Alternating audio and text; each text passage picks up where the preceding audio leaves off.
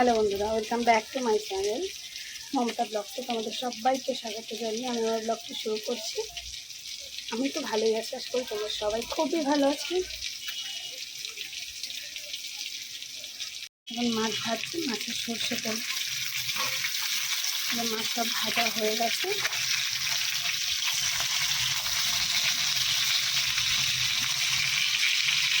আর এখানে হচ্ছে পেঁয়াজ ভেজে নিয়েছি, কালো জিরে ফোড়ন দিয়েছি, তারপর পেঁয়াজ দিয়ে দিয়েছি। এখানে লোটে মাছ আছে, এই যে দিয়ে দিলাম টমেটো।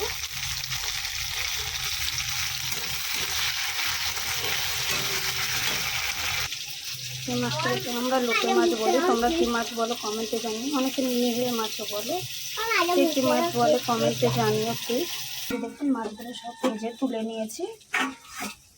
এবার কড়ার তেলটা গরম হয়ে গেছে, ওর মধ্যে দিয়ে দেবো কালো জিরে, রসুন বাটা,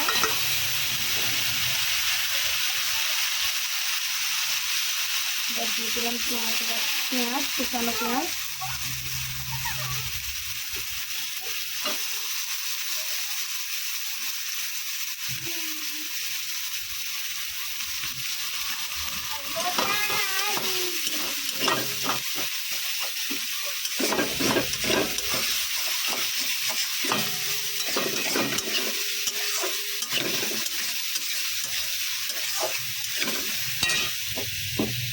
এর মধ্যে লোটে মাছটা বানাবো বলে এর মধ্যে দিয়ে দিয়েছি পেঁয়াজ টমেটো। পেঁয়াজ টমেটো একটু ভাজা হয়ে যাওয়াতে আদা রসুন বাটা দিয়ে দিয়েছি। যেমন মশলাটা আস্তে আস্তে হয়ে এসছে,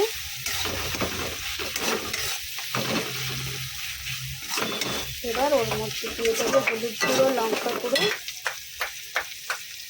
জাস্ট লোটে মাছের কালারটা দেখুন কত সুন্দর এসছে।